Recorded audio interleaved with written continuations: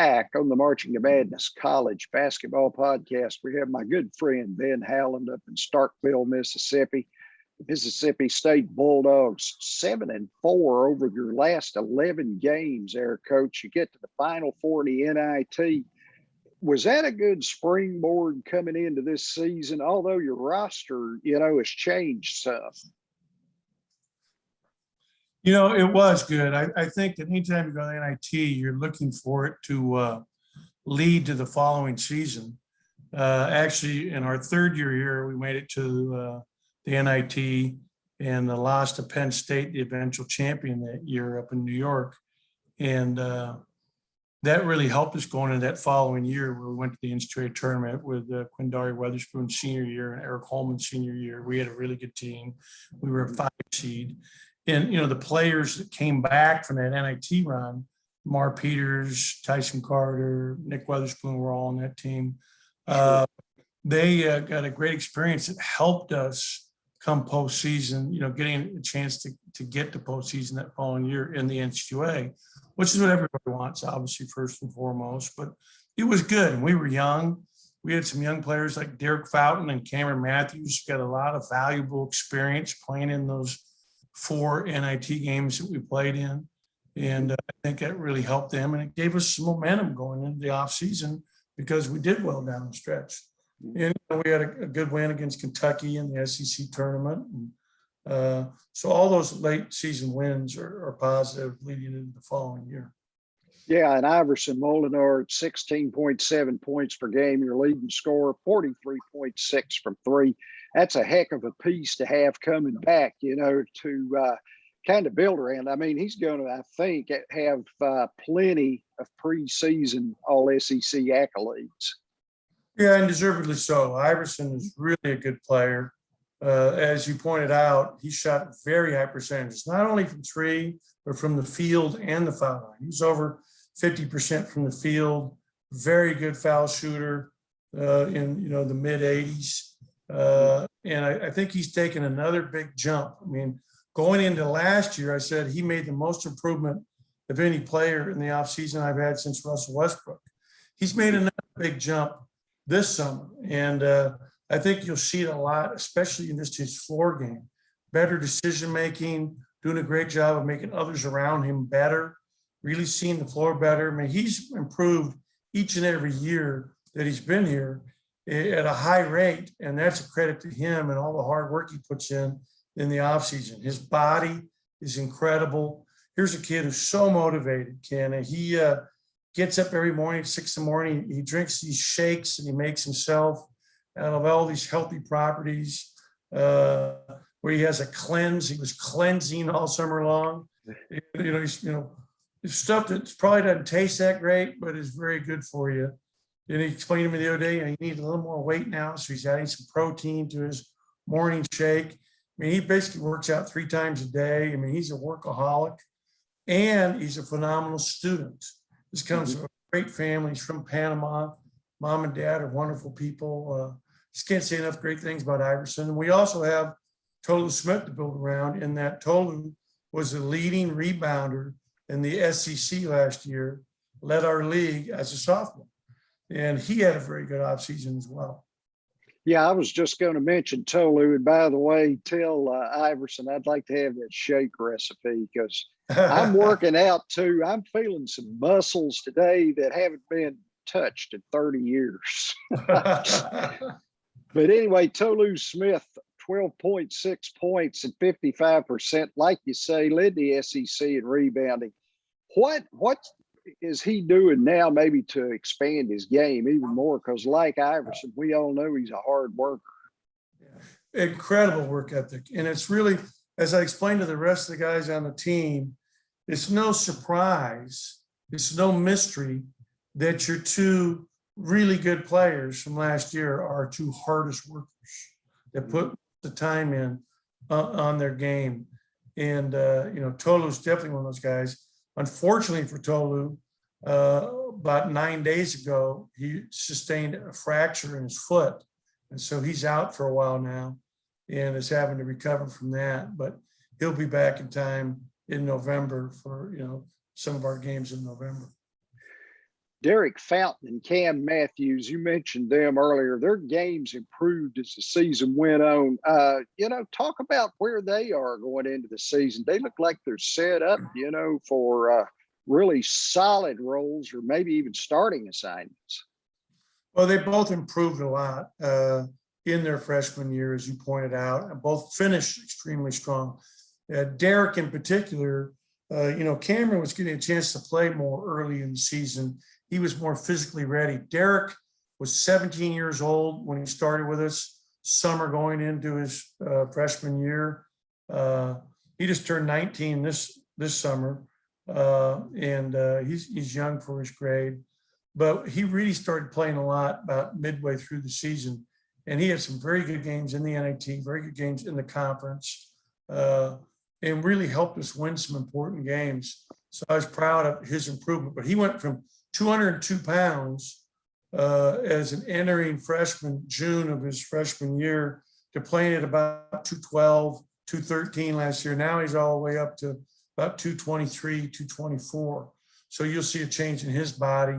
He's stronger, he's more physical. He'll play more minutes this year as a 4 than he did a year ago.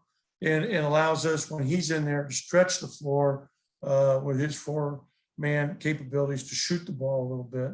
And then Cam Matthews has a phenomenal body. He showed up ready physically to play, but he's become better because he's really worked at his game, especially his shooting in the offseason. I think he's a much better shooter, a much better offensive player, period.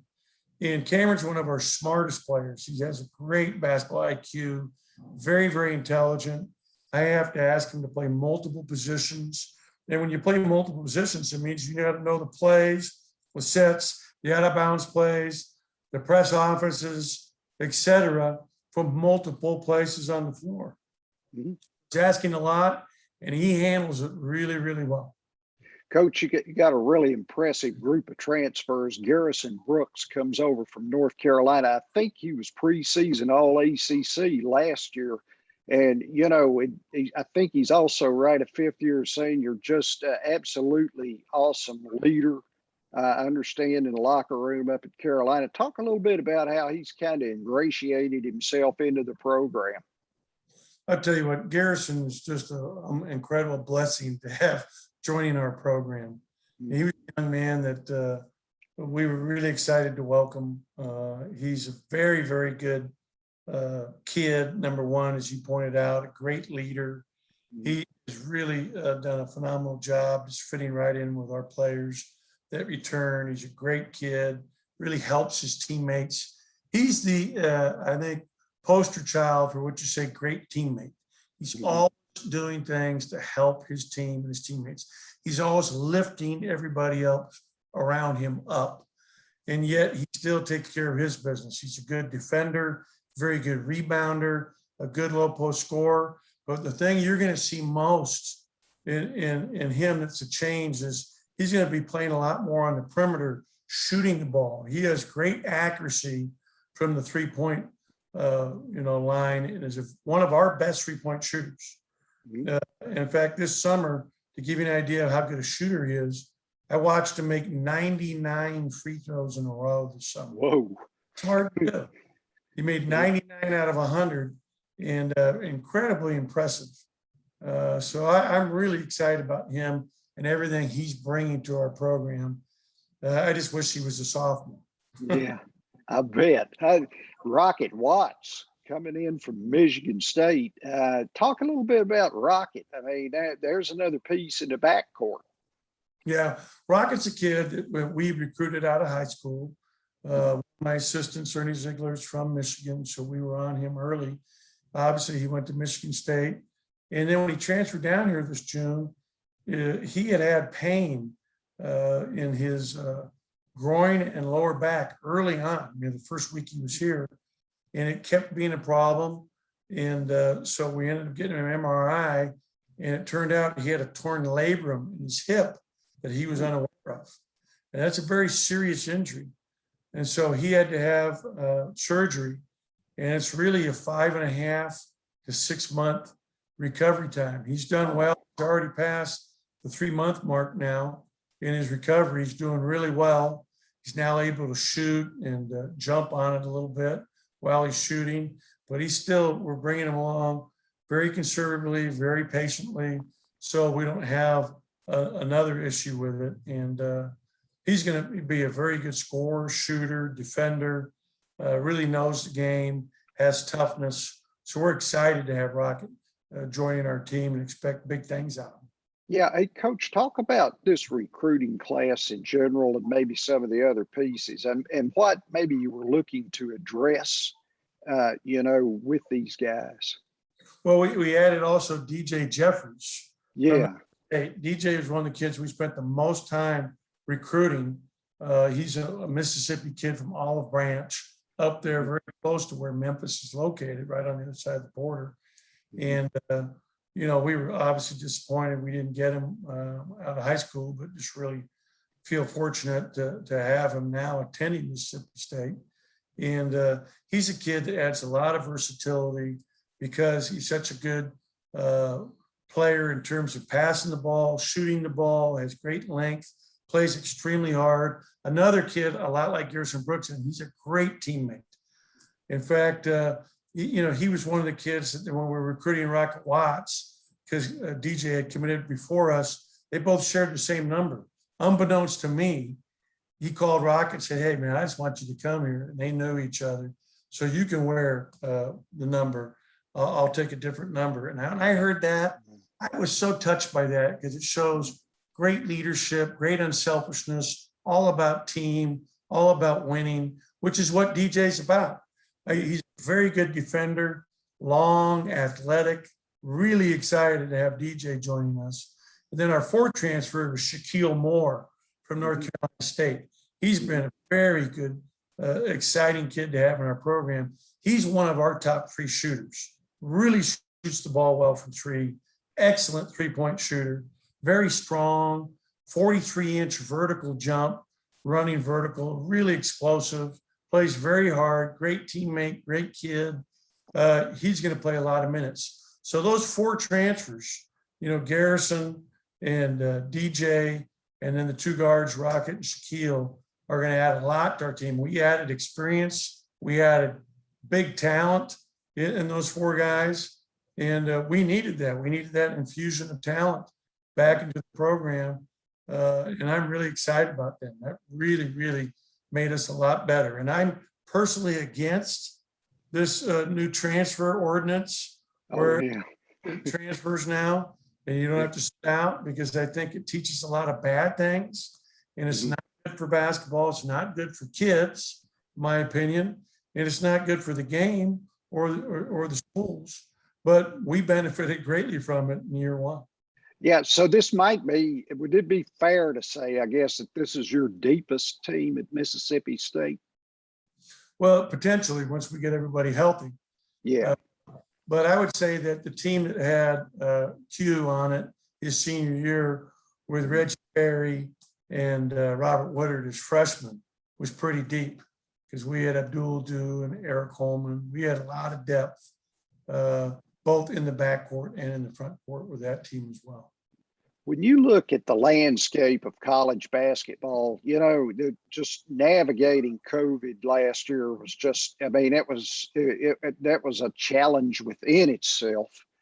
And so many people across the world, passed, and everybody's been touched by it. And kids, they're trying to get ready to play.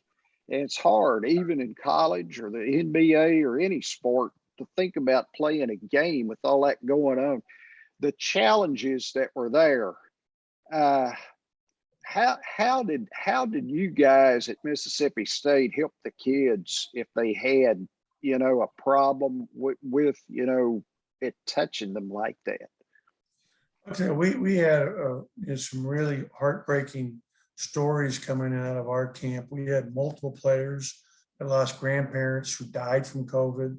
I think it's touched everybody that I know in a very personal way at this point now, when you look at how many lives have been affected by it. And I'm so grateful for the vaccine and the fact that that's available to everybody now, because obviously it's proven that if you're vaccinated, you're very unlikely to have to be hospitalized or worse than that, die from it. Where prior to that, I mean, we were all worried about dying.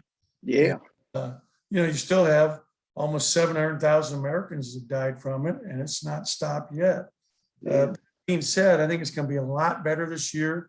I actually was just talking to our team doctor today about COVID and the fact that they believe that by the end of October, we're going to start to see diminishing, numbers in terms of the amount of cases, the amount of deaths. And I sure hope that's true, because I love seeing these football games now, both in the NFL and in college football, where stadiums are packed again, people are allowed to have fun. And it's just really tough for everybody mentally to go through what we went through in society, to where, you lost that sense of normalcy and just being able to do things that we just take for granted, going into a grocery store and not have to wear a mask, to be able to huddle up with friends and have a barbecue, have a good time. That's really been rough, not only, just in terms of how it affects you in relationships with people and just your mental health, but also obviously economically. So I'm really hopeful that we're turning the corner here as we're sitting talking here right now, Ken, and that things are going to improve and get better here in the coming weeks and months ahead. Oh, I agree wholeheartedly. And, being here in Florida, it hit here. I won't go into a political diatribe, and I'll cut that right there, but I certainly could right now. Anyway, last thing, Coach, and I'm going to cut that part right there. I just had to say it. I could go, hey, so could I, but I mean, it doesn't do any good. Yeah. It really doesn't. Last thing here, the NIL, I'm really happy to see these kids get a piece of the pie. There's been stories upon stories over the years of families, where these kids are, earning money for every system in the world, but themselves and their families and all that. Talk a little bit about the NIL, how these kids you think are going to benefit from it, and maybe how it might be through the scope of college basketball. I think the NIL is a very good thing, and I really like that the NCAA has allowed that now, because I think these kids are so visible, and as you pointed out, so many kids on all our athletic teams, especially football and men's basketball, which are the economic drivers of most of college athletics. They deserve to have a bigger piece of the pie, and that's just a small part. And I'm really happy, I'll be honest with you, not only the NIL, but also this cost of attendance. Yeah.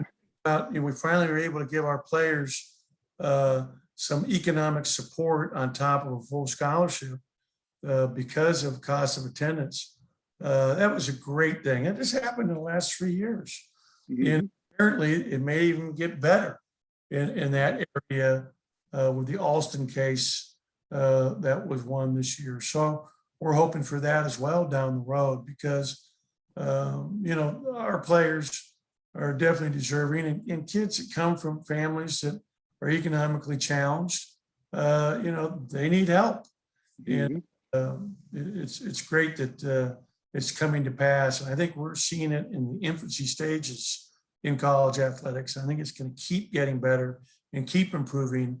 And I think that's really a big positive for college athletics and to the future. Definitely. Coach Ben Howland, Mississippi State Bulldogs. Can't wait to see you guys throw it out there on the floor, Coach, and see what you come up with. I know it's going to be good. Anyway, the preseason prognostications, the early ones, they're doing pretty good right now with Mississippi State in mind. Yeah, well, I hope that they're correct. And we're excited about our group. I'm excited about our team. And I'll be especially excited when we get both Rocket and Tolu back out with our guys, and that we're all together as one at that point, because that's when we can really, I think, start to reach our potential when we're healthy completely. Thanks a lot for taking time out on a Friday afternoon in the middle of recruiting season.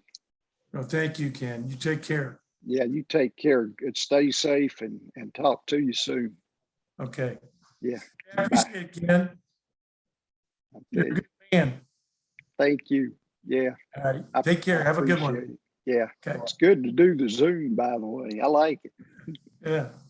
We've had plenty of experience at it anyway. Oh, I know. I know.